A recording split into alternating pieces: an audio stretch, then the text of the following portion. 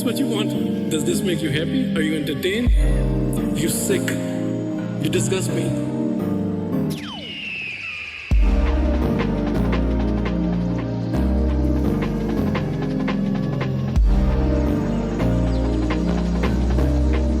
And there, you're gone now.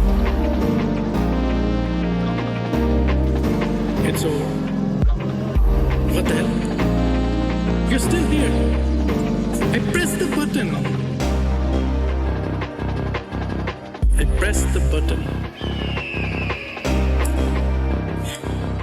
Let me get my reading glasses.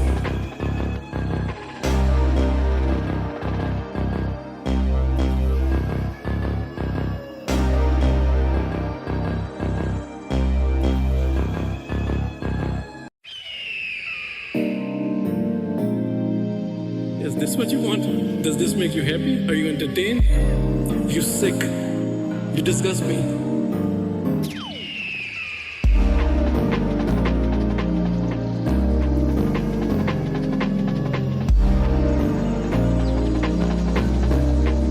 And there, you're gone now. It's over. What the hell? You're still here. I pressed the button. I pressed the button. Let me get my reading glasses.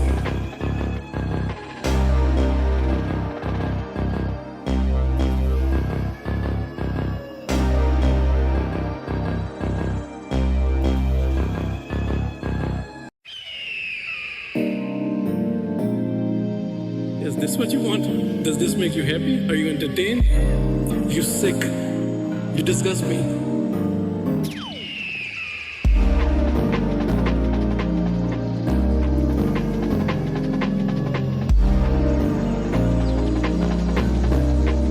And there, you're gone now. It's over. What the hell? You're still here. I pressed the button. I pressed the button. Let me get my reading glasses.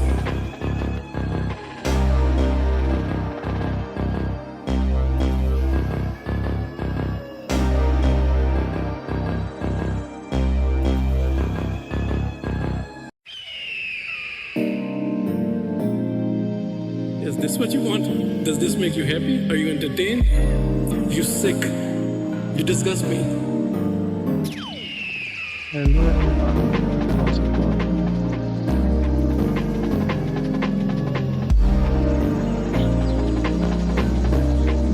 And there, you're gone now.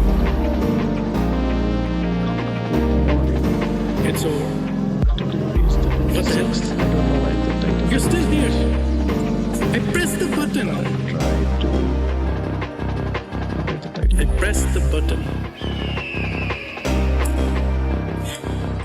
Let me get my reading This looks glasses. too much. This is too much. I don't know why. This shirt's very floppy. Very floppy.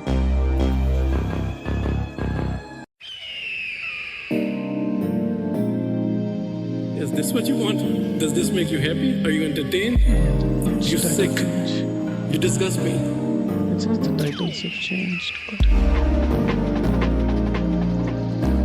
when I look at the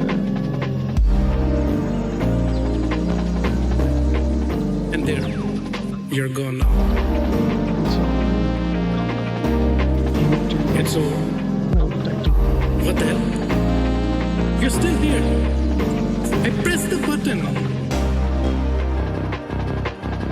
I pressed the button. Let me get my reading glasses.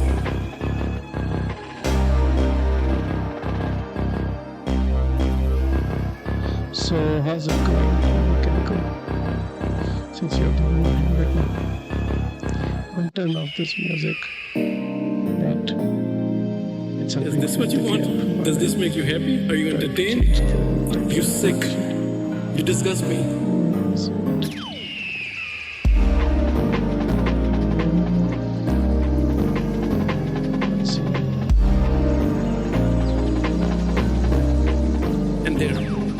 You're gone now. It's over. What the hell? You're still here. I pressed the button. I pressed the button. This rap sandwich. Let me get my reading glasses. I kind of feel like I don't care as much, so I think wraps a sandwich as well. Is this what you want? Does this make you happy? Are you entertained? You sick. You disgust me. I uploaded the title on YouTube, so hopefully this uploads. And there, you're gone now. It's over. What the hell? You're still here. I pressed the button. I pressed the button. Let me get my reading glasses.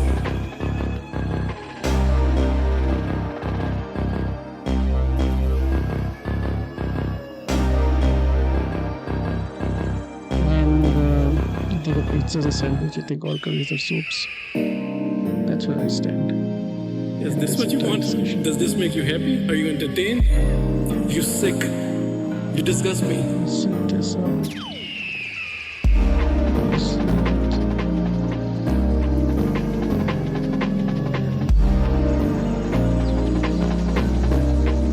And there, you're gone now.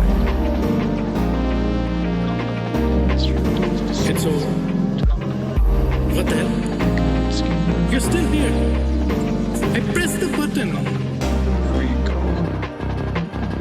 I pressed the button. How is your mother Let me get my reading glasses.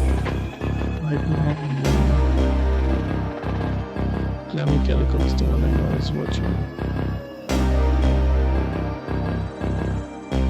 No else has come in yet.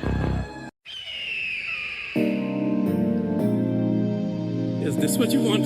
Does this make you happy? Are you entertained? You sick. You disgust me.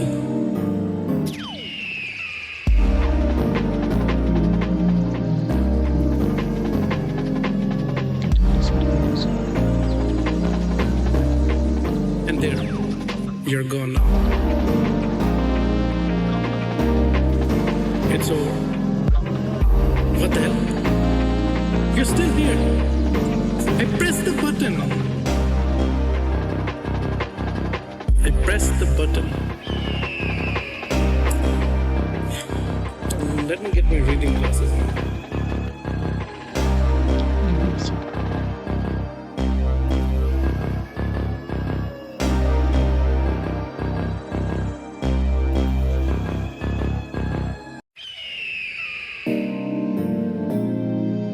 Is this what you want? Does this make you happy? Are you entertained?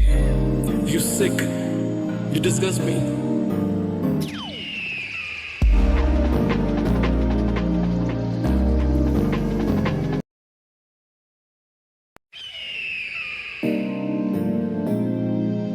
Is this what you want? Does this make you happy? Are you entertained?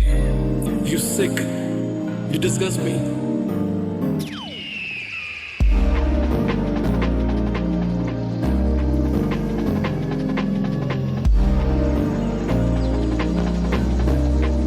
And there, you're gone now.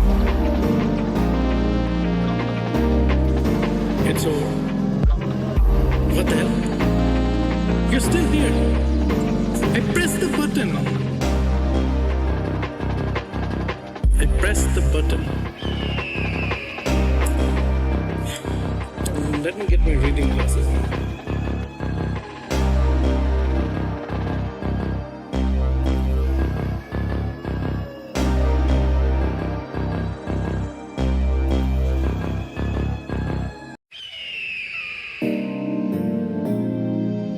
Is this what you want?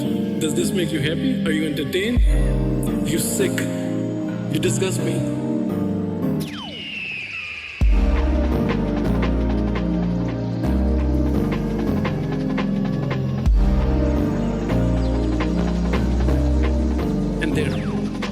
You're gone now. It's over. What the hell? You're still here. I pressed the button. I pressed the button. Let me get my reading glasses.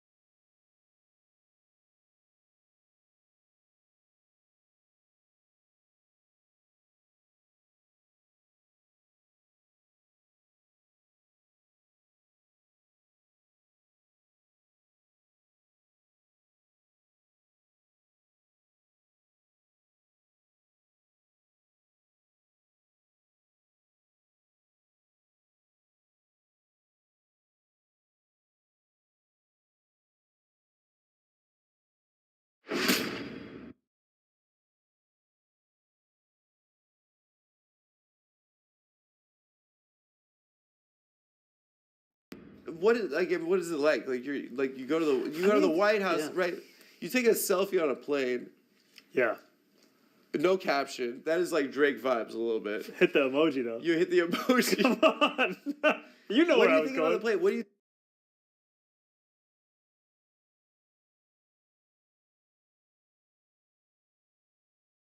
think? Like, what's the game plan there? Honestly, I knocked out on the plane. I mean, you looked a little bit like. Now,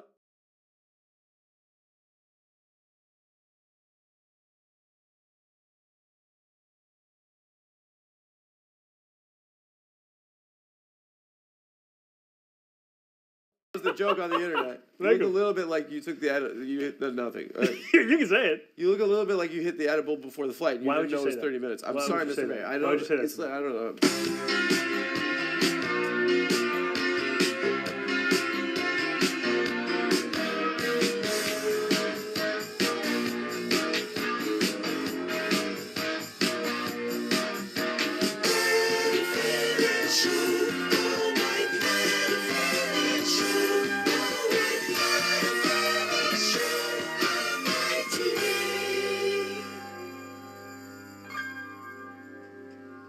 Hello and welcome to a very special episode of the Adam Friedland Show. I'm Adam Friedland. Because this is such a special episode, we've decided to release this episode to the public 2 days early. Additionally, we've got to give the boys some time off for Thanksgiving. I'm such a good guy, wow. Also, we don't want to leave our members and patrons hanging. So starting next week, we will be commencing a weekly members-only stream, State of the TAFs. Is that what the name is? Sure. Okay, it's called State of the TAFs. Where we will be taking, but it's the Adam Friedland Show, so State of the TAFs. Sounds good. State of TAFs. State of the State of the TAFs. State of the State of the Adam Friedland Show. Okay, well, let's stick with State of the TAFs. Okay, so starting next week, we will be commencing with a weekly members-only stream. It's called State of the TAFs, where we'll be taking questions from members and patrons. So please, if you don't already, support the Adam Friedland Show on YouTube or Patreon. There's links in the description. You guys are the ones that keep the show going. We are proudly member-supported, kind of like socialism vibes. My guest this week is Mayor-elect of New York City and former striker of the Bronx Science Wolverines, Zohran Mamdani. On Friday, my staff huddled around the office computer and we all watched the mayor-elect's historic press conference with President Donald Trump in the Oval Office. My 22-year-old employee, Zach, tapped me on the shoulder. His voice was quivering. A tear was rolling down his cheek. I remember it clearly. He said, "Dad, I mean Adam, the man on the screen, standing next to the President of the United States, will be here in 36 hours' time. But how do we get him off the computer and into the real world? I smiled and looked at him and said, if you can figure out how to do that, Zach, I'll give you $1 million fucking dollars. So, so please enjoy my conversation with Zohran Mamdani, everyone.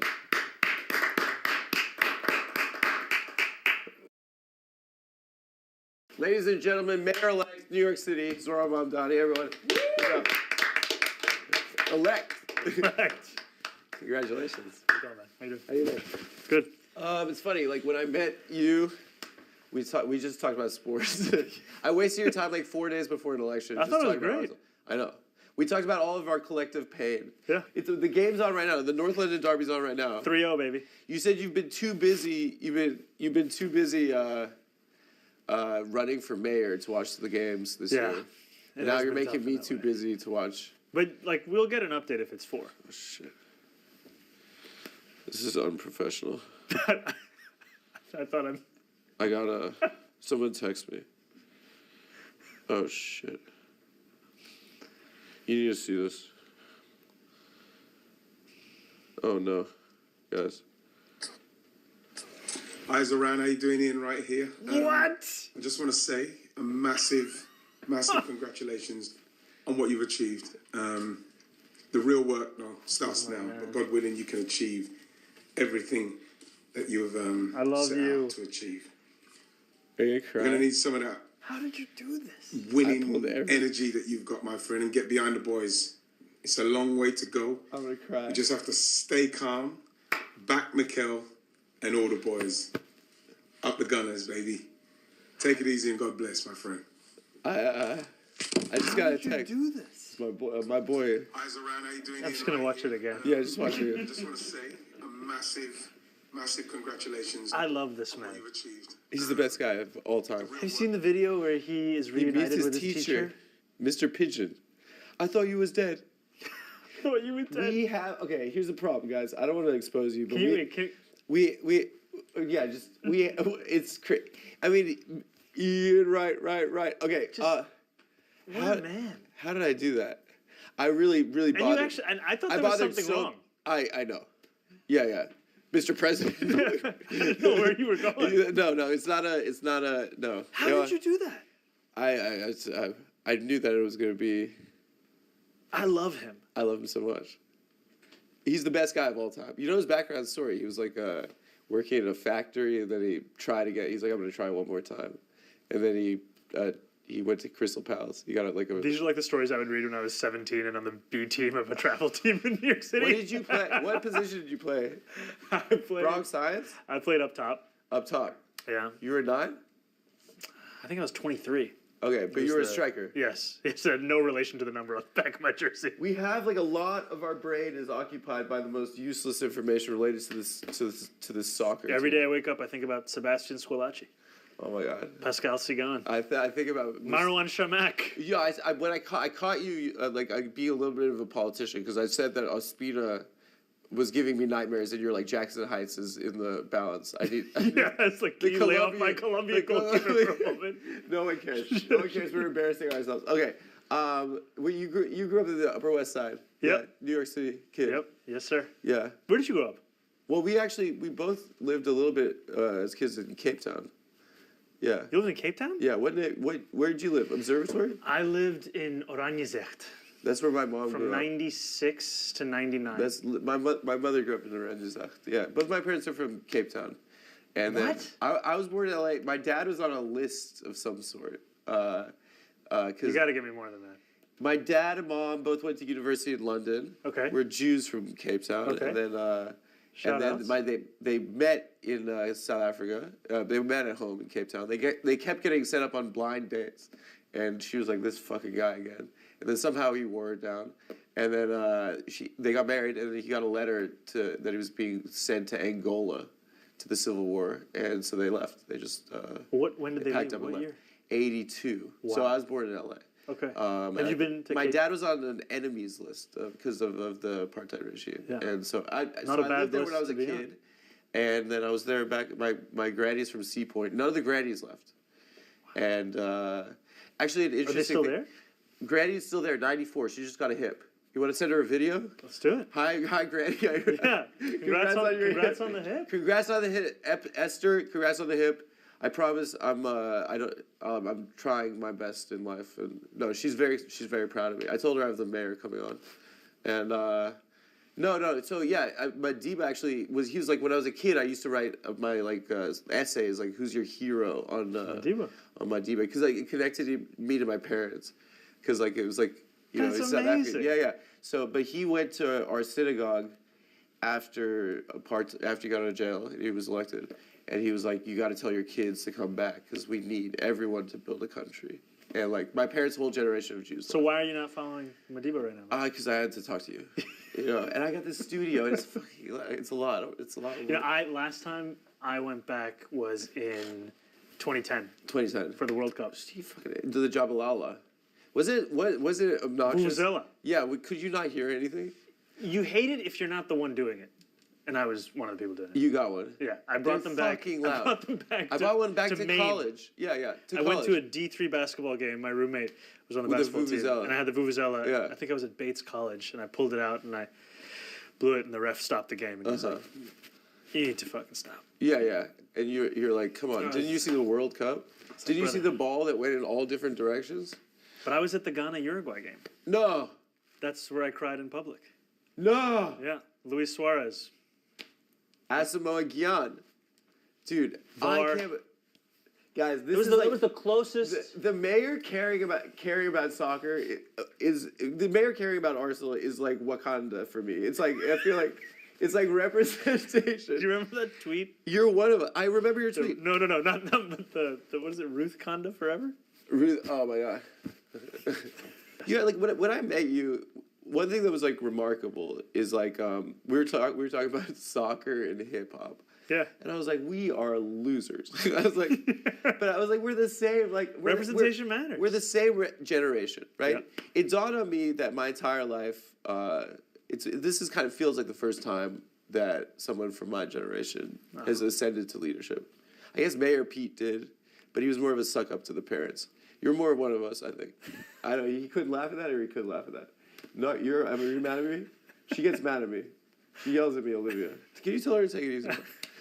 Anyway, that's give it up for Olivia, the head of communication. Why is everyone so nervous? Well, Okay. that's Monica. Or Amelia, sorry. That's Amelia. Oh, sorry. Okay, cut that. Okay. How you? Yeah, you're mayoring people older than you. Are you getting unked? Okay, can you explain to me what does UNC stand for? Uncle? Someone told me it stood for uncool. No, It's uncle. it's uncle. All right. You have old heads, unks, and OGs. Just wanted to make sure. Yeah, you were unknown like a year ago. Yeah, I mean, even my friends didn't know what an assembly member was. Yeah, I still don't know, and I don't want to know. In fact, I mean, you're perhaps one of the most famous people in America right now. I mean, it's weird. Is it weird? Yeah. How have you adjusted to that? I think I try and spend as much time as possible with people I knew before Yeah, I was yeah. The Yeah. day ones. the mayor-elect. Yeah. And I think the nice thing about being an assembly member is I was still working in politics, but I was also walking around my neighborhood like anybody else. Yeah. I mean, I went to... You went to the White House.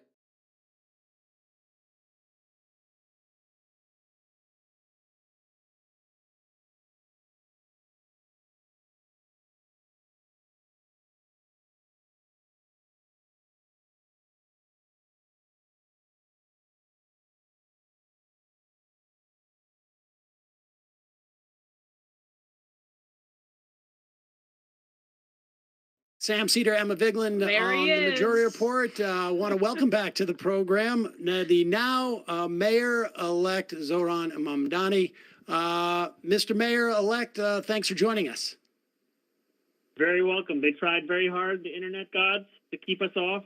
They couldn't. We have successfully, and that is, I know. Let the people know we're calling in live. Yes. Yes. We should say that you're in the middle of your transition team. I know you guys are raising money for that because apparently there's no city money for that. And it's showing in the context of the internet. And so hopefully we can get folks to come and contribute to that effort. But we don't have you for very much, so I want to jump right into it. There's obviously a little bit of controversy since you've been over the past week or so. You went to go visit Donald Trump. He's the president of the United States. And there's also been, talk about you were asked about supporting Hakeem Jeffries this weekend. I'm really curious as to it seems to me you have two constituencies. You have the citizens of New York City who elected you on 4 major material platforms. And then you also have movement people and who are looking for you to bring a politics that's associated with the DSA and progressive left of the Democratic Party. And, there's people who are in both parts of that Venn diagram. I think we are probably. How do you serve both those things? Or do you feel that there have to be concessions made on one side or another or both? I mean, how do you, what trumps, forgive the pun? I think what gives me hope, frankly, is that I don't actually see these as two distinct constituencies innately of themselves. I think at the heart of both New Yorkers at large and of the movement that I'm so proud to be a part of is a concern for the material. What does any decision actually mean for working people's ability to live a dignified life? And that, to me, has to be the framework through which I approach any decision or conversation.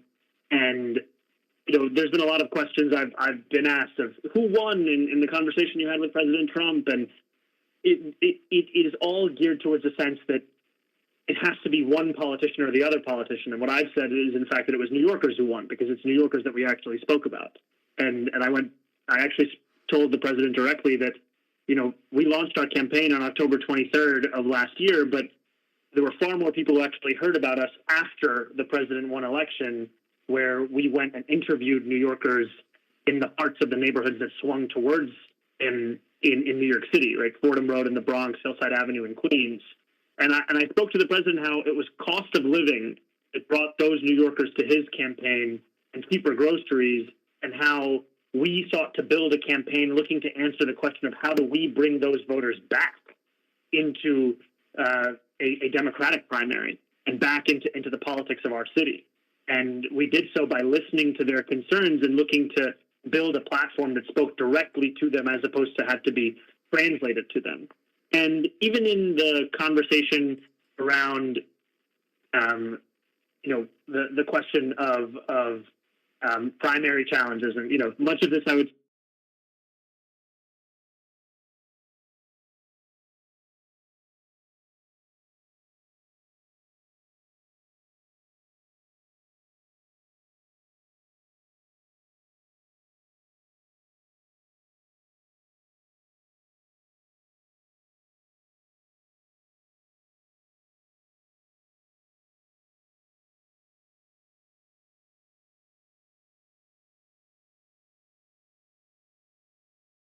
Is typically private within DSA, but everything I've said has been reported publicly, so I might as well just speak about it to you directly. I went to the endorsement forum that was considering whether or not to endorse C in that primary challenge, and what I said there is that this is not a question of the ballot box of who you would rather vote for. This is a question of how you want to spend the next year. Do you want to spend the next year fulfilling the agenda at the heart of this movement, or do you want to spend it defending the caricatures of that movement?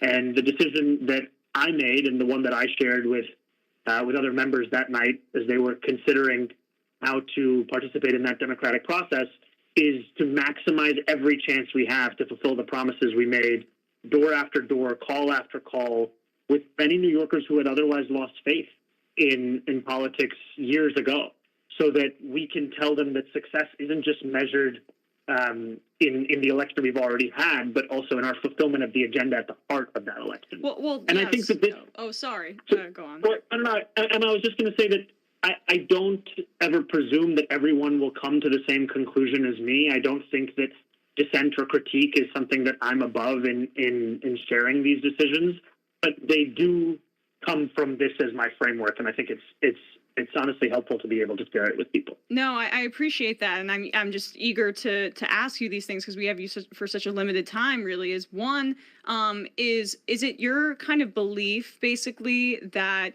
delivering on your agenda in terms of the macro constituency that Sam was just speaking about is the best way to kind of show how the movement can expand and have more politicians like yourself across the country run in that way? And I would imagine that was motivating you and what you said to DSA. And two, does that mean that you're ruling out supporting primary challenges broadly throughout the city? No, that I've made no sweeping decision on something at like a larger level as that. And to your first question, I think often about what Bernie said at our rally, which was that what our opponents in the campaign feared the most was the power of example. And that example is not of just winning the election. That's the example of delivering a rent freeze, of fast and free buses, of universal childcare. Because those are things you can hold on to. Those are things that you can actually feel and see in your life. And so much of politics is this game of translation where a politician says something and then you have to jump through 10 hoops to understand how it relates to you, or if you're eligible, or if you hit the threshold. And these are not things that require that kind of a translation. These are things that are direct to our lives. And I think that it's, I remember when I was running for assembly, a friend of mine, Kara McCurdy, who's an incredible photographer who works on our campaign, I gave her the palm card that we had just designed with Anish, who actually created the logo for this mayoral campaign. And I thought it was the best palm card we'd ever made. And she looked at it and she said, "What do these words mean?" And we were just using a language that speaks only to a very specific set of people. And I think it just comes back to that you need to speak directly to people, you need to speak about policies that are also direct to their lives, and it all needs to be without translation. And so to me, once we succeed in the fulfillment of any part of this agenda, it becomes an example of why New Yorkers made the right decision to believe that politics could be more than this, as opposed to that they were wrong to have hope again. I don't want to put too much pressure on you, but I am quite convinced that your success in achieving these, the four main planks that of affordability that you ran on, I think are really fundamental to the future of the movement. And so, that's why my interest in where you feel like you have to make those decisions that are focused on delivering that material thing. About 6 months after you won the primary, we were talking that you have a limited window of peak leverage, not just because you're coming off of the win, but also because Albany is tied up in the governor's race, and the present governor has a candidate running to her left in some fashion, and that it might provide you with more leverage. I'm curious, and it ties into this fact that it's nuts to me that there isn't transition funds, because it's nuts to me too, brother. I would imagine. I mean, this isn't with all due respect to my hometown, this isn't, you're not becoming mayor of Worcester, Massachusetts. This is a big city. And, but your need for transition to be running on day one, because what do you see as your window of peak leverage to get what you need for the city? I think New Yorkers are rightfully an impatient people. And I think what New Yorkers need to see is an urgency in how our administration is treating this work. And it actually all comes back to the transition. We want this transition to be a time where we can do the work of preparation so that January 1st is not the day where I'm asking myself, I wonder who's going to be my first deputy mayor, right? Or I wonder who's going to be running my OMB, or, I wish I had staff so that we could have done the vetting of the 70,000 applicants from our portal. And it means you have to ask people to invest in you in advance of your opportunity so that you can actually seize that opportunity when you're presented with it. And to me, I think that the first year is a critical time in how we start to both share our plans for the implementation of these policies, but also start to deliver for New Yorkers, because we often talk about President Trump in the context of disagreements that we have around policies or personnel. But one thing that I've often reflected on is that it seems as if the speed that Washington moves at right now is thought of as if it's exclusive to this specific presidency or this party or this ideology, when in fact it could be a marker for any kind of politics. And that's what New Yorkers also need to see. It's not, I'm not going to announce, on day one that we're going to establish a study or something. It's that we actually have to be doing the work of delivering and doing it in a way that New Yorkers can feel it in their lives, as opposed to something that they have to understand at an intellectual level.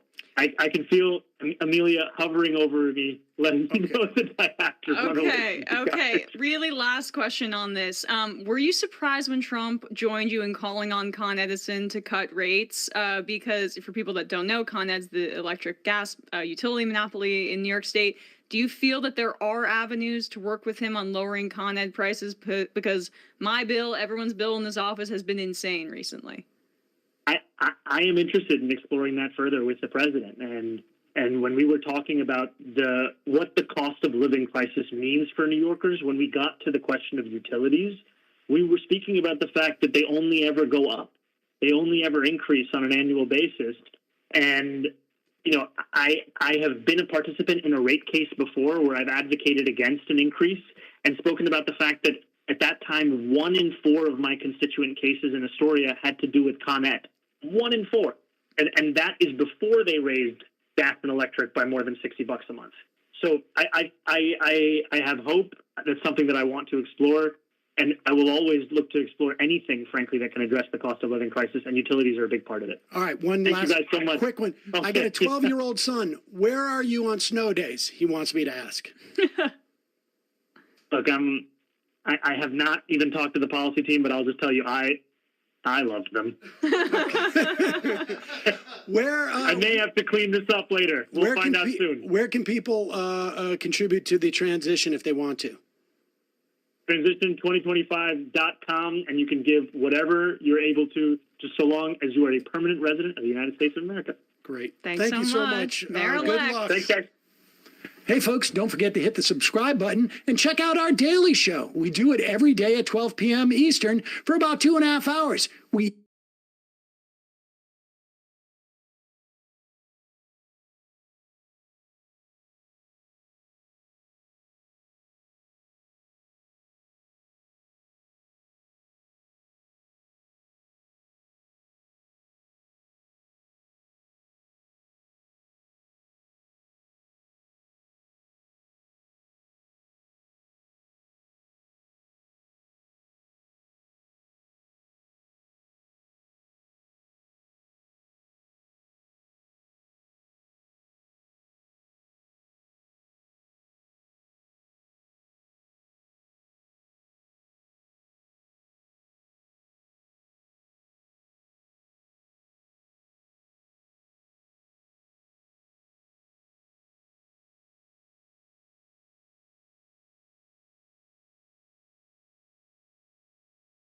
Sharia law.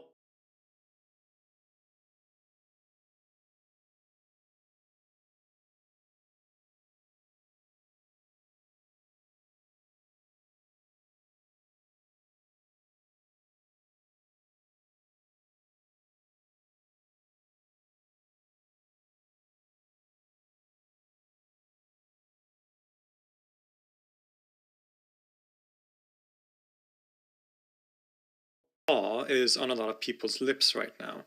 It comes up in social media comments and in relation to political debates and events, and in general is something that many people in Europe and North America have very strong, often negative feelings about.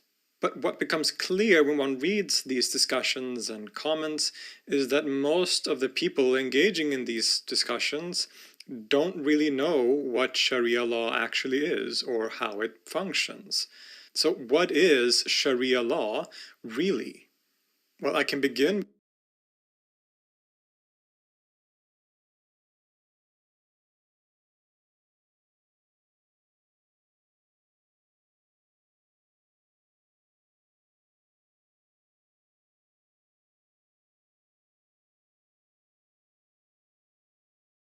by saying that there is no such thing as Sharia law, at least not as people understand it.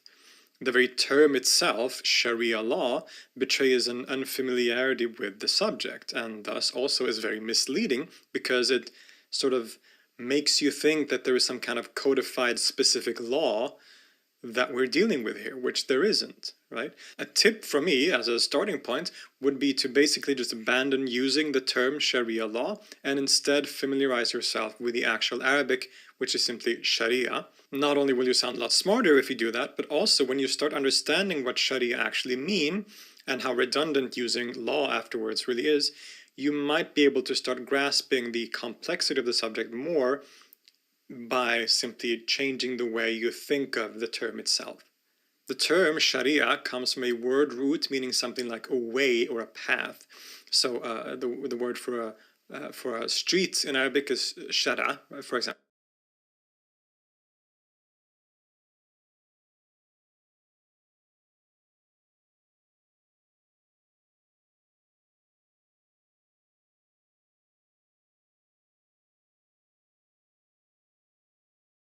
Right, so it's the same root, and often it's thought to mean or used to mean Sharia, that is used to mean something like the path to the watering hole, right? So this is an old pastoral metaphor.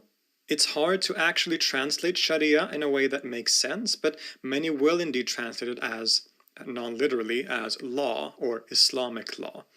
But already at this point, there is a problem because the term law doesn't really encompass what is meant in this context. When we say law in English, we usually think of a set codified law, such as the specific law of a nation state or something like that. The Sharia doesn't work like that. Instead, the Sharia is something a lot broader and more abstract and intangible than this. Now, as a disclaimer, I want to say that this episode will not be a comprehensive overview of Sharia or Islamic law, its history, or really anything like that. That will have to be left for future dedicated episodes.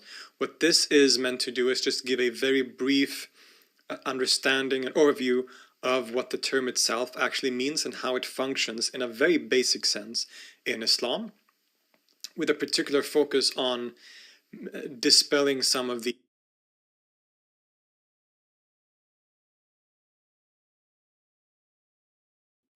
very common misconceptions and misunderstandings about Sharia that I see a lot out there on social media and so on.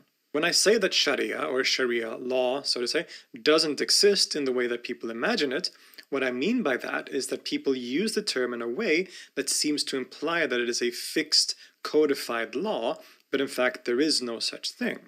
There is no book of Sharia. Of course, there are many books of Sharia in the sense that there are many books in the Islamic tradition dealing with law and law questions, but there's no book of Sharia in the sense of, like here, like you have the law of Sweden, like here's a book with all the laws and the rules. There's no such thing in Islam. It's much more complex, much broader, and much more complicated than that. The scholar Muhammad Hashim Kamali says, quote, Sharia is a broad concept that is not confined to legal rules, but comprises the totality of guidance that God Most High has revealed to humankind pertaining to the dogma of Islam, its moral values, and its practical legal rules. In other words, Sharia is an intangible, abstract concept of the totality of divine guidance to mankind. It's the principle of the way that God wants us to live, which is essentially what religion is. And indeed, in many contexts in Islam, the term Sharia can be used almost synonymously with religion. There is the Sharia of Moses, which is the Sharia of the religion of the Jews. There is the Sharia of the Christians, and so on. Every such group has their own Sharia, and the Islamic or Muhammadan Sharia is only one. Of course, one that is the final and most complete Sharia that abrogates the other ones according to Islam, but still, it is one Sharia among other Sharias, so to say. So Sharia is really the totality of religious practice and the way of life that a religion teaches, in this case specifically Islam, and perhaps in particular the outward or exoteric aspects of religion. What do I mean by this? Well, the Sharia is to pray 5 times a day. The Sharia is to fast during Ramadan. The Sharia is to give to charity and to take care of those in need. The Sharia is to be a good citizen. The Sharia is to respect your parents. The Sharia is to be modest. And the Sharia, since it is all-encompassing, deals not only with individual responsibility, but societal as well. So the Sharia does include principles on how society should function, including how to punish crime, things like marriage laws, and other such subjects that fall under what we would mostly mean by quote-unquote law in English. And these legal, narrowly defined legal aspects of the Sharia is a quite small and very tiny part of the breadth of Sharia. So you can see why translating it simply as law would really misrepresent what the Sharia means to the majority of Muslims around the world and historically. To perhaps get a better overview, we can look at the Sufis or Islamic mystics and the way that they talk about Sharia. To them, the mystical path to God usually consists of different important aspects. There is the Sharia, the Tariqah, and the Haqiqah. These are all required to properly walk on the Sufi path. The Sharia here means to uphold all the exterior practices of the religion. You need to do your prayers, you need to follow the moral principles of the religion, and so on. The Tariqah, which also means a path, is rather the so-called inner path, the spiritual path that one walks on. But in order to properly walk on the spiritual path, you need to be grounded in outward reality and society, which is again what the Sharia is here. And all this leads you, hopefully, to discover haqiqah, which is truth or reality. Okay, so hopefully you get the idea. Sharia is a very broad term, meaning the totality of God's guidance, the way that we are to live outwardly, that we pray and keep the religious duties, but also, as we say, more legal aspects in terms of society. But with that said,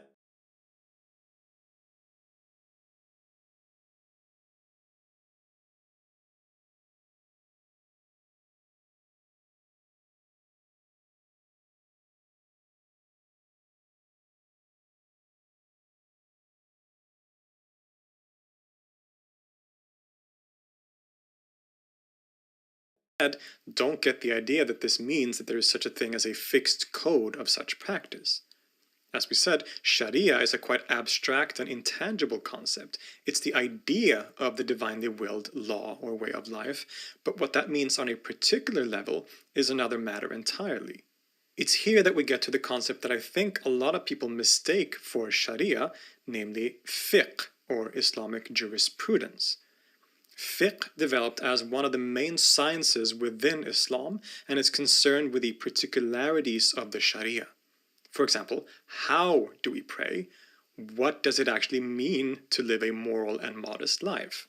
What are the particular rules and regulations for people and society? This is what fiqh and its scholars are concerned with. And the most important point to make here is that Islamic jurisprudence, or Sharia, is thus something that is hugely diverse. All the different scholars of jurisprudence have as their goal to interpret what the Sharia is on a particular level, and their methods and conclusions thus can differ dramatically.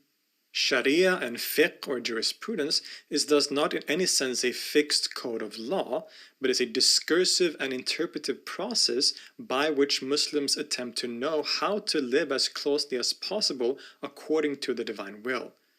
The Sharia is not a codified body of law, but a process of moral legal reasoning grounded in the divine will and then realized through human interpretation in fiqh.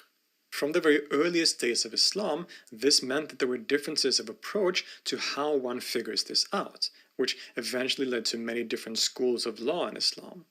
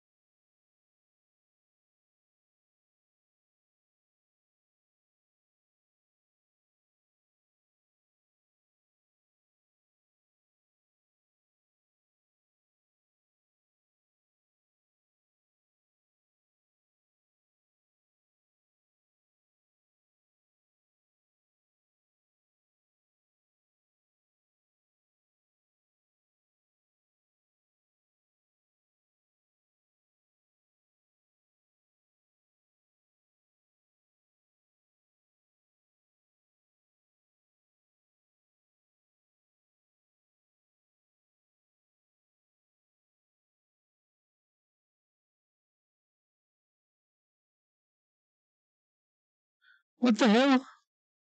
So when I was speaking, the little I was speaking, was, no one could hear me. That's why I need people commenting because. Oh, damn. Okay. What I was saying was, can you hear me now? I think you can. I hate this. Damn. What I was saying was that fiqh is kind of like English common law, but it's also like it's dependent on the sect that you have. So it could be like a sect in the sense it's not Sunni or Shia only. It's like Hanbali, Shafi, Malki, and all those. So it could be something like marriage. How does a marriage get broken? Like how do you divorce someone? It could be about like before praying you do ablution. So what nullifies an ablution, and what in some cases you have to take a bath, and what are those cases, and in some cases you just have to do the wudu again, and then what if you don't have access to water? How do you do wudu, which is ablution, in another way? And it could be like, for example, what food is halal and haram. So Hanfis say that only food that looks like fish, seafood I mean, is halal. So like shark would be halal, or like all the different types of like fishes, of course, they're halal. And in the sense, it's more about the form. So whales would be halal, and dolphins would be halal, but then lobsters aren't halal, crabs aren't halal.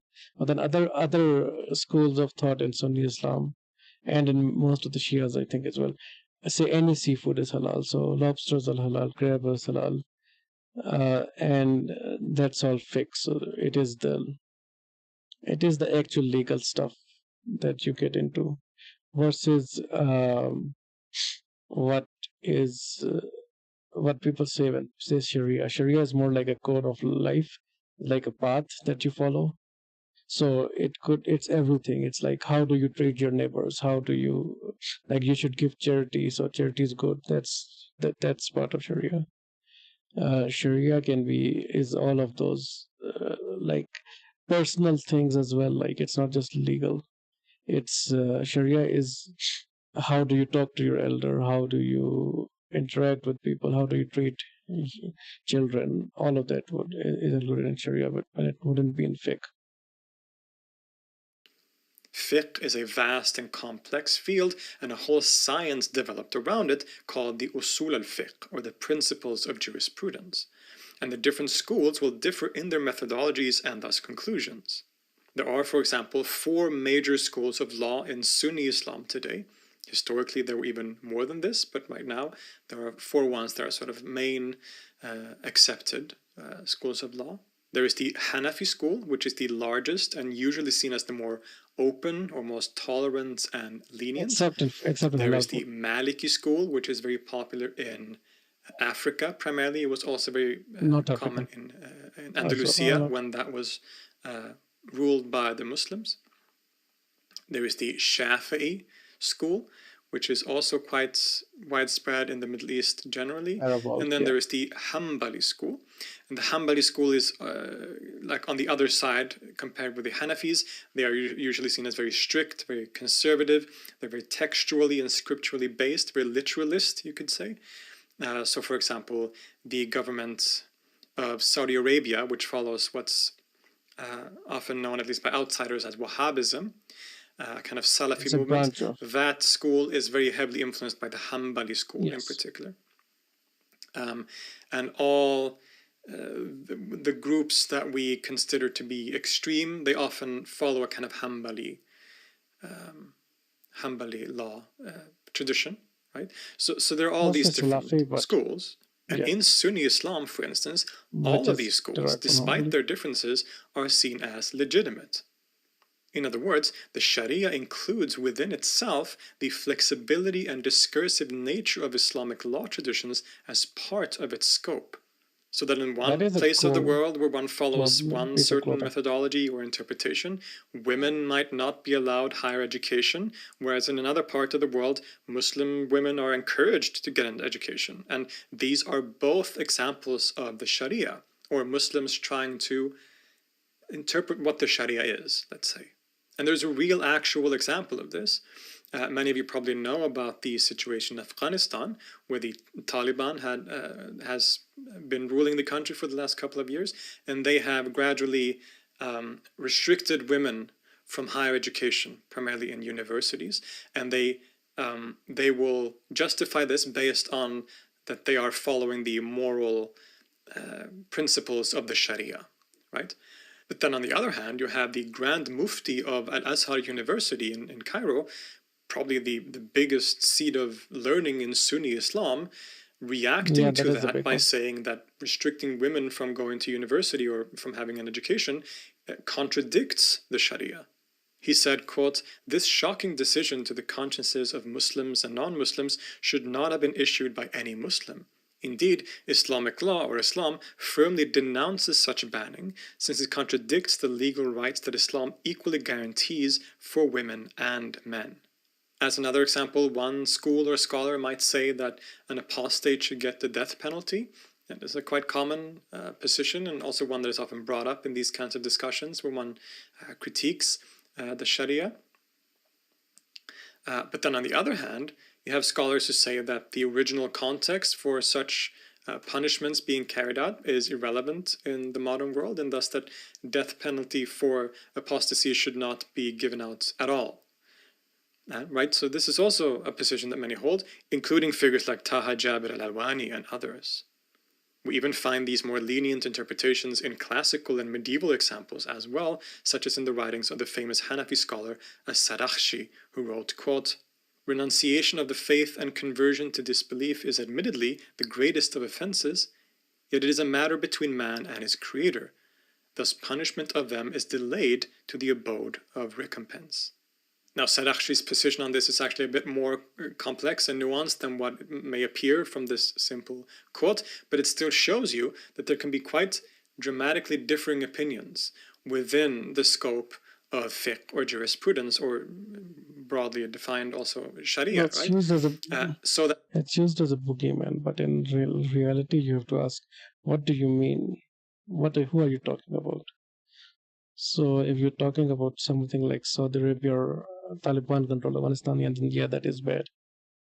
What if you aren't, and you're talking about others, then you have to specify where the good and the bad comes from. that all of these can be Sharia. Both the people restricting women to have education, and the scholars condemning that and wanting women to have access to all education. This is all within the Sharia. This is all Sharia. Now, of course, you know, this can include disagreements and one camp thinking that the other one has misunderstood the Sharia, which is what the Grand Mufti of Al-Azhar, for example, said. He said that what the Taliban is doing goes against the Sharia, right? So, of course, there is debate within the Islamic context, but taking a step back and looking at what the Sharia is and how it functions in a general sense in the Islamic world and has functioned historically, we can see that it is a broader, intangible, discursive tradition in which these differing opinions can I don't want to say coexist, but that they can all be part of this wider discursive tradition, right? Do you understand the idea? There's no Sharia that says this or that about these topics in particular. The Sharia is, again, the wide discursive tradition and context in which all of these opposite conclusions can be drawn, as long as they can be shown to argue based on agreed upon methods and using sacred scriptures and other agreed upon methods. This is the topic of the aforementioned Usul al-Fiqh, the foundations of jurisprudence, and each school differs somewhat in their approach. They all essentially agree that the first two primary sources must be the Quran, of course, and the Sunnah, or example of the Prophet, the latter of which is usually drawn from the large corpus of hadiths, or stories and retellings of the Prophet's life. But then there are many other principles and methods too. Some schools, like the Hanafis, have historically and today put a much larger emphasis on using reason and contextual interpretation, and even principles like istihsan, which essentially means deriving interpretations based on the common good of society. Whereas the Hanbali school is very strictly textual, basing themselves very firmly in the text only. But even here, there must also be a level of interpretation through other methods, because indeed, there is no such thing as reading a text without interpreting it. And each time we read a text, we are projecting ourselves and our experiences and biases onto the text, which in turn affects how we perceive and understand that text. And this was true of Islamic scholars too. Right? No one is free of this. Right? You can never read a text, even a sacred scripture like that, and just It's all interpretation. withdraw pure, direct information from it, so you know all the answers, because you will always project yourself and your own, again, your experiences and biases onto the text, and that will affect what you take from the text, how you interpret that text, right? So to think that you can simply just go to this to a text and read it and get all the Yeah, that's the thing that a lot of modern Muslims don't get and try to say is like, oh, we just read you don't need to worry about the Hadith, but we'll just read the Quran and that's it. And and it's relevant to what the Americans say about their laws, the Constitution, as well as, oh, they're just constitutionalists or literalists or textualists, and it doesn't work in any of those examples.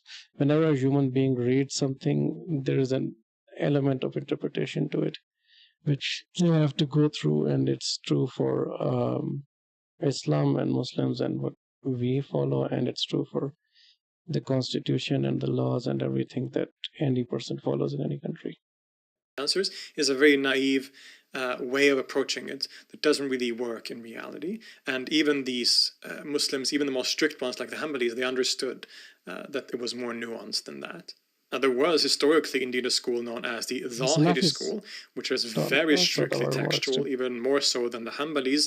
They basically didn't allow any other method, not like analogy, like analogical interpretation or anything of the sort. Like if it's not in the text, then it's irrelevant, and if it is in the text, then it is taken exactly as it is written in the text. Now, the Zahiri school is essentially extinct today. It was quite common or popular in some historical context.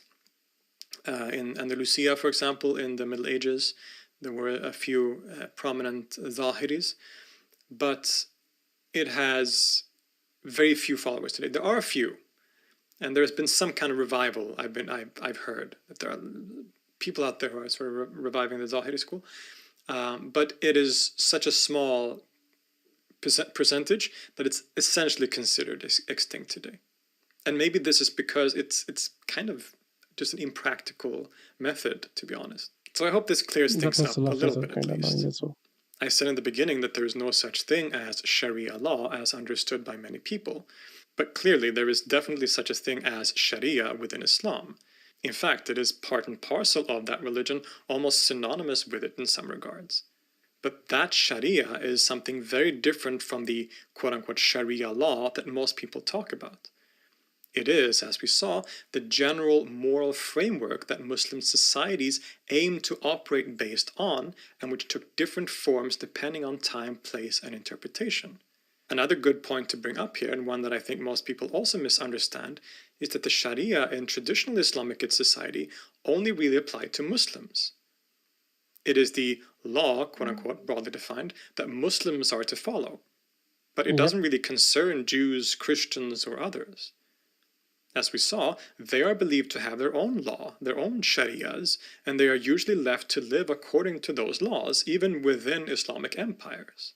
So while Muslims weren't allowed to drink alcohol in, say, medieval Baghdad, the Christians in that same city could still drink alcohol or eat pork and so on. So the Sharia really only applies to Muslims, right? It's not like non-Muslim populations, even in these great Islamic empires, weren't forced to start following the Sharia all of a sudden. This is simply not how it worked.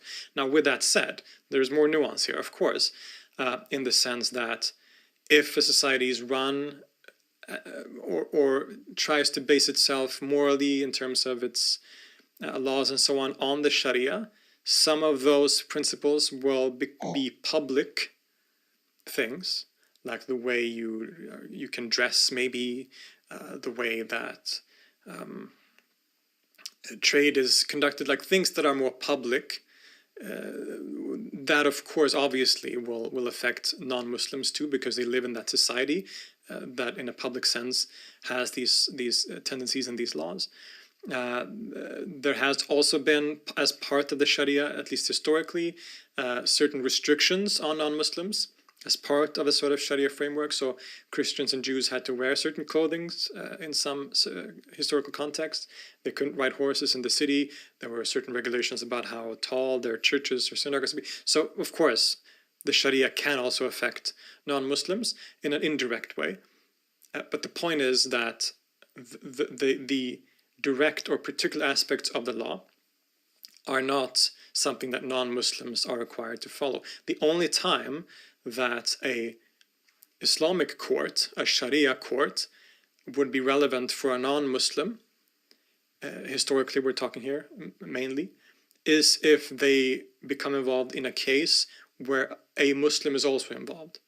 So say, for example, there's a Christian and a Christian has committed a crime, or there is some like marriage disputes within a Christian community, then the Muslim rulers have always sort of allowed the Christians to deal with their own people according to their laws. So they will go to a Christian court and a Christian judge and solve that internally.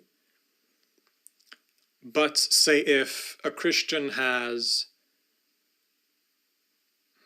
a Christian merchant has goods stolen by a Muslim. Now suddenly there is a Muslim involved, and so the Islamic part or aspect of the law takes precedence. So now that case will be held in an Islamic court. Okay, you get the idea, right? So in general, the Sharia was and is for the Muslims. It is incumbent upon the population as a whole.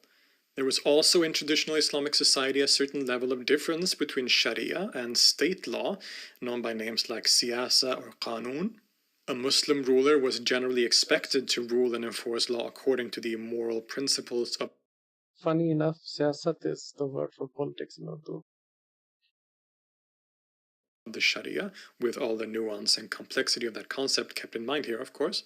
But state enforcement of law was, in the end, up to the state itself, as long as it didn't, like, very obviously and outright contradict some, like, very agreed upon principle of the Sharia. Thus, a fatwa, or a legal opinion by a Muslim jurist, is generally non-binding. A ruler doesn't have to base themselves on it, but you can understand why it would be in their best interest to do so. But we also have to remember that such legal opinions or fatwas can greatly differ, so that also brings another level of complexity to the situation. In short, what I'm saying is that the classic Islamic state maintained a certain level of difference between religion and state in the sense I just described, even though portraying it in such a way is really to impose very modern and Western models of politics and categorizations that don't really fit the historical reality. Of course, there was no such thing as secularism in Islamic traditional society. But there was a certain level of difference between the government, the secular government, so to say, and the religious institutions. So the situation we see today in Iran, for example, is kind of unheard of historically. There has never been such a very clearly sort of theocratic state in Islamic history before today. And just like in my episode about jihad and war... The Islamic State is a very bunk concept that shouldn't exist. It's not good in practice in humanistic sense, but it's also not that accurate or possible in a Muslim or Islamic sense either. Islam, we have to remember that because the Sharia is this discursive tradition, broadly speaking, that includes different methodologies, different conclusions, different schools, different scholars. That also means, of course, that the Sharia is not static in the sense of time either. So that Sharia, the way the Sharia was understood 1,000 years ago is not the way that the Sharia is understood today, except, of course, in very basics of how Islam is practiced and so on. The particular rulings of the Sharia, how the Sharia has been interpreted, and the particular laws and rules that are derived from it in fiqh or jurisprudence differ. They have differed historically. So the Ottoman Empire looked one way, and Mughal India looked another way, and it changes and it That's why I suck develops, when not I was only in talking. different parts of the world, but People across weren't listening time to me. I don't know as when well. I muted This myself. is very important. So Forgot to unmute. people will often like to say or think, it's a very comfortable and easy way of thinking, is that, oh, you can just go back to this is what this medieval guy said, and think that that applies to how Muslims think about that subject today, which is not necessarily the case. In some Yeah. cases, it's definitely not. You can't even go back to like, oh, this is what this Saudi guy thinks, or this Pakistani guy thinks, or this Taliban guy thinks, or whatever.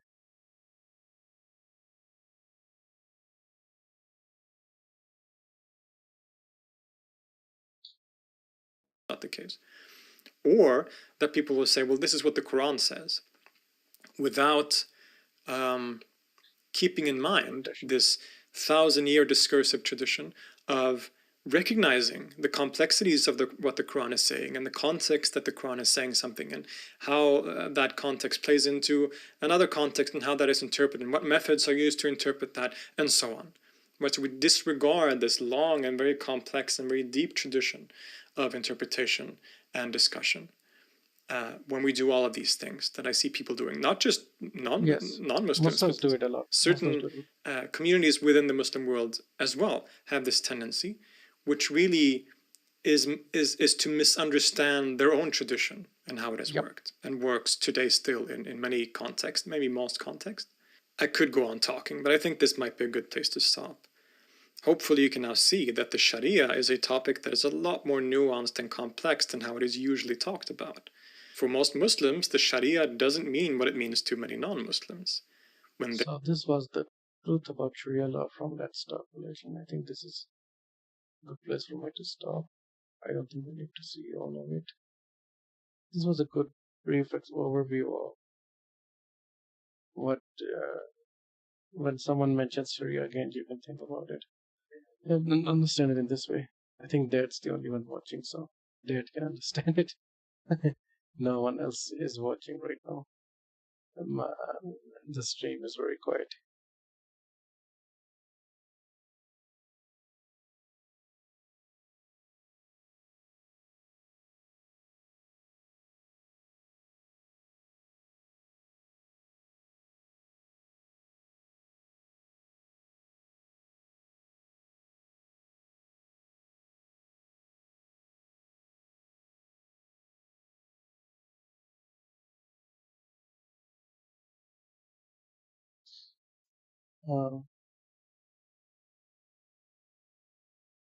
Okay, one more thing I wanted to watch, and then I think I'm gonna wrap up.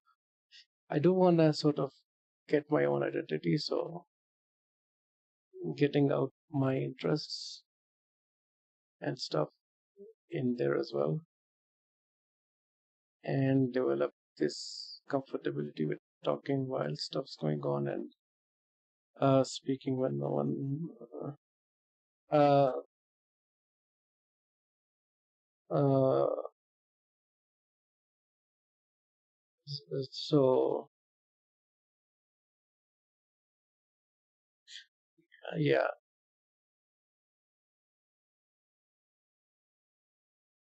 I don't know why there's a delay. Is it set on? Maybe there's a delay set on my stream. Let me check here. Tools, settings.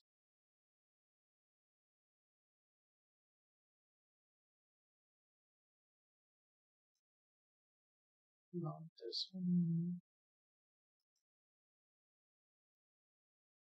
Plugin manager, captions, automatic scene switcher, output time scripts, docs, profile view.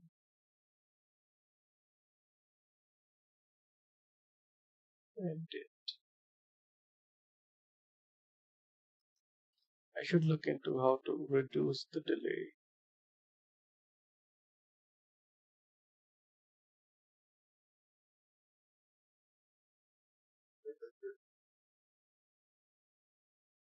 But yeah, so I was saying there should be like I'll do it after the stream, the delay thing. I was saying that I want to incorporate more of my interests into this, so maybe that's why I want to talk about this as well a bit. I do love wrestling, so.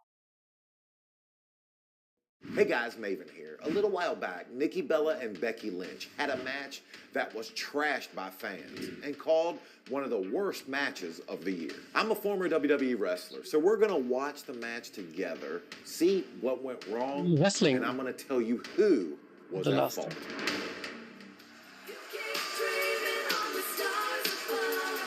Now, I did see the reaction that John Cena and Logan Paul got on this same show. The crowd came unglued. The crowd is way more reserved for these two, and sometimes that can psychologically play in your head. If you've been backstage and you've heard and you've seen the reaction, that makes you hope my reaction is equal, if not greater, than what the crowd's already shown. Trust me, I've had those. I've been on shows where the place is just screaming their heads off, and then my music hits and yeah, they decide to take bathroom breaks or go get popcorn. Not a good feeling. Nikki Bella said she's going to prey on that desperation tonight and win her first Intercontinental title. I know one of the things that might have helped usher in some confusion was not knowing who the babyface, the good guy, and who the heel, the bad guy was. And as this match begins, it's not clear to me. I can't tell who is who. The last time they actually shared the same ring was back in the Women's Rumble in 2018. Okay, Michael Cole just gave me a little bit of information. The last time these two shared a ring together was 2018, so that's a good 7 years ago. That's a long time ago. A lot of stuff has happened in those 7 years. One thing to keep in mind and look for is since Nikki Bella's return in June of 2025, this is only her 4th match. Was Nikki off of her game because of ring rust? Ring rust is a thing. If you're not in wrestling shape, or if you're just not used to bumping, if you're not used to just throwing punches, doing moves, like you don't get used to. It shows. The best way If you're to not a stay drink shape, sharp then you're is not a drink to shape. actually be in the ring, to be wrestling. Obviously, she has other endeavors now, and good for her, but doesn't help when you decide to get back in. Nikki now made a mistake. Becky going to make her pay. You utilize the steps because, again, remember, wrestling, it's audible. You want to hear it as much as you want to see it. The steps are there. They are designed so when you get thrown into them, it makes a loud noise. Nikki didn't hit the steps. She fell kind of before the steps, so you didn't get the noise, and it just looked like a rust bump, something that I'm sure she's done plenty.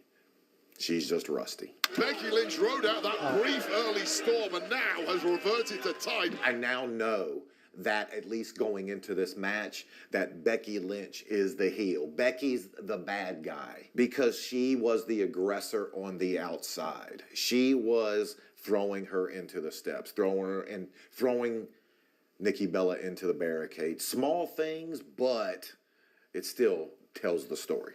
The fact that they did not like the way she was carrying herself, she blames the fans. A little semi-chant started, and I was looking around. I don't think it's canned heat, and by canned heat, I mean sound that the truck is pumping through the building. Although I didn't see too many people clapping. But that tells me the fans, they want to come. They want a reason to get behind these ladies. Becky now into the corner. Oh, just a vicious attack by Lynch. That was... Wait, one second. Becky now into the corner. What was that supposed to even be? I mean, even non-wrestling fans can see why that was wrong. That was like, what the hell were you doing? You just happened and then just a vicious attack by Lynch. Now, she went for a stomp there and missed. That doesn't make it a bad match. That doesn't make this match bad yet in my eyes. Remember, professional wrestling, it's supposed to be a fight. It's supposed to resemble a fight. So, in a real fight, it's not pretty. Things happen. You miss. Yeah, no, Punches no, are that wasn't the thrown bad that part. don't land. The running Kicks one are and that thrown thing was the that do bad part. not connect. That right there, I have no problem with that. No that's issue fine. with That's that not the so far. And it has been one-way traffic ever since. This is bad. For all you younger wrestlers out there, there should not be any daylight. If you have a move or something, cinch it in. But nothing thus far has been worst match of the year worthy. Something tells me it's about to go off the rails. Sure, on the second time, and now Becky perhaps getting rocked, and we're getting a slugfest. When you saw those shitty flippers and those really horribly shitty punches being thrown, they not only looked bad, but the fans did not react.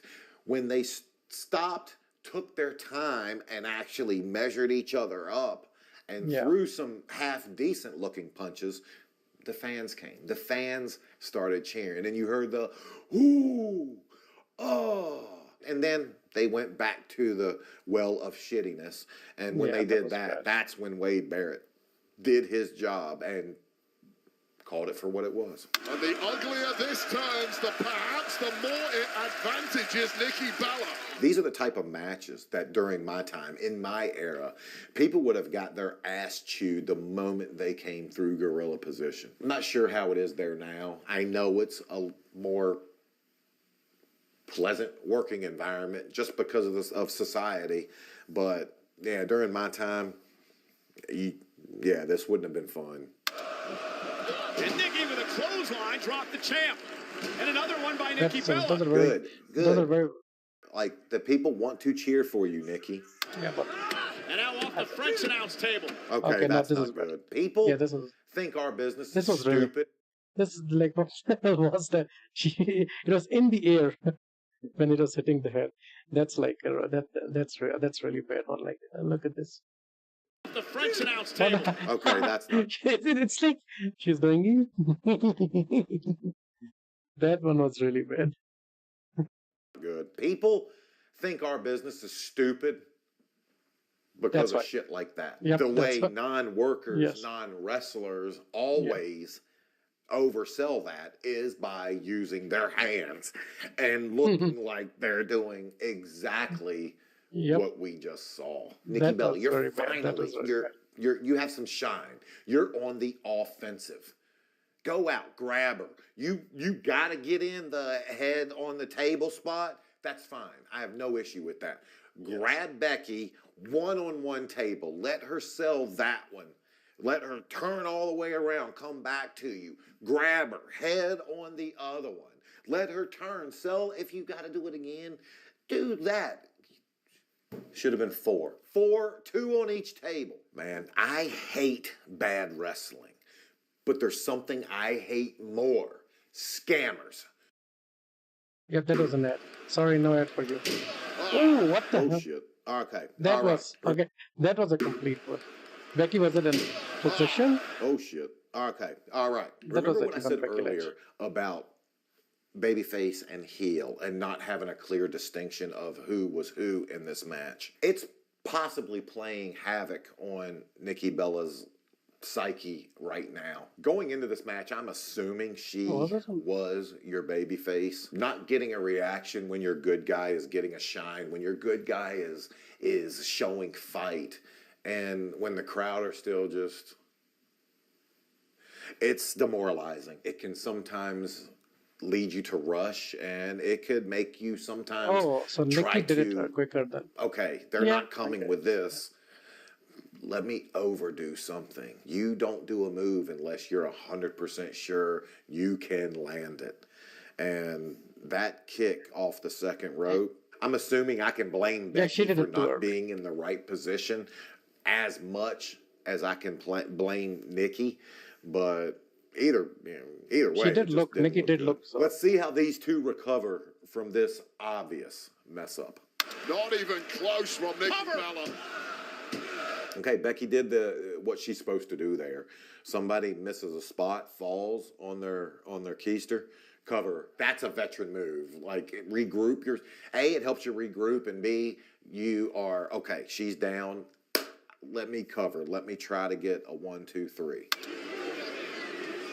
And Becky runs into another right. All right, these two, they're completely lost. If you're lost and you don't know where you're at, grab a hold, get on top, cover, 1, 2, kick out, cinch a hold in, and get back to your Communicating. bearings. But they're just making it worse by trying to continuously run spots that obviously went off the rails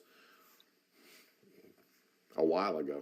Into an armbar. Becky with an armbar locked in. And Nikki, great job blocking it. Okay, that's good. They should have went for this armbar. They should have went for a submission hold a while ago. The people came for this. The people that saw Becky going for one of her submission holds, and they popped. They came with the move because it looked believable. And the superplex looked good. It's one of the first things they've done that's actually looked semi-believable. Hanging Nikki up on the top rope. Now a kick. And again, when they do when they do something good, when something works, they're continuously going for what they called.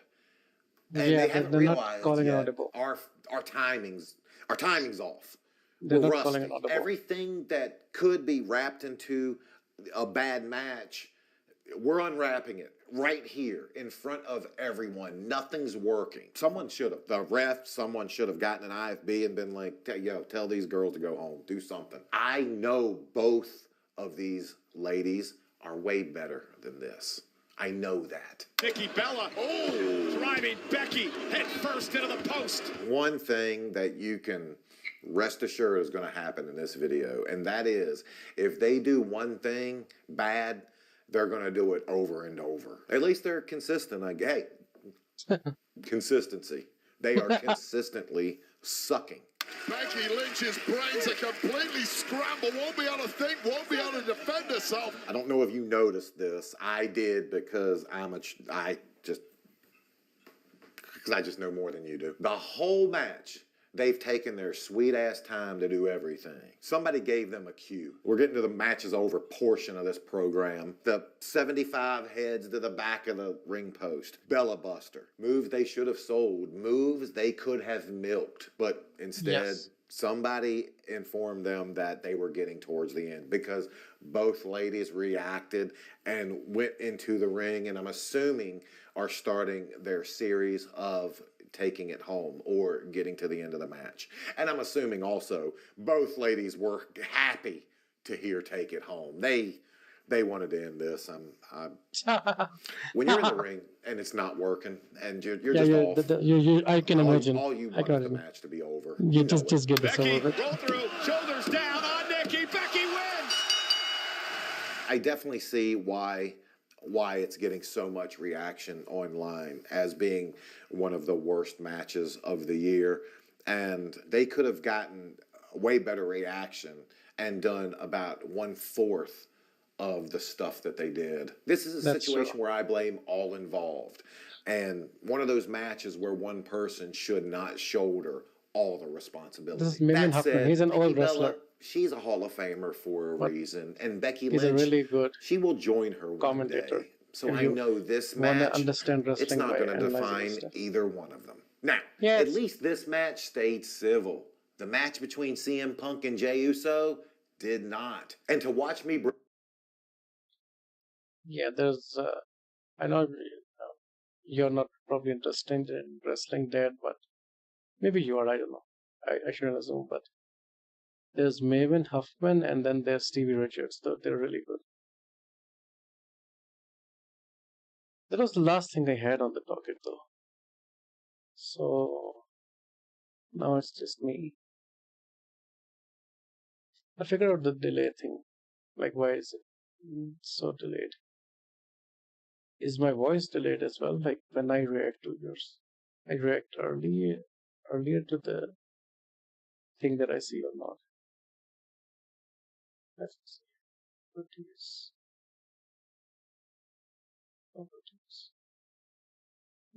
Body.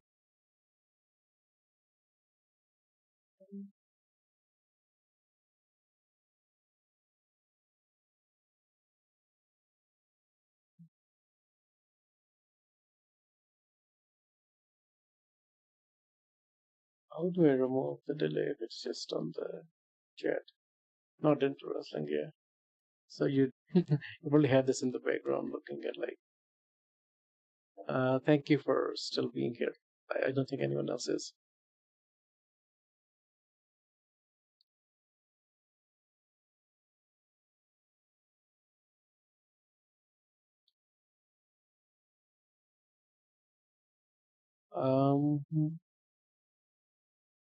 Let's see where mentioning delay or anything.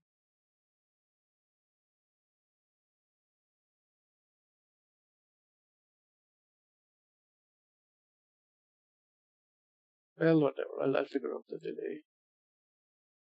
Anyways, this was my very confusing stream because I wasn't talking for a bit of it and no one joined in. This was worse than the last one. I can say that. The last one was much better, even though the last one was less prepared. But fun. Bye. Bye. Bye. Bye. Have a good one. Bye.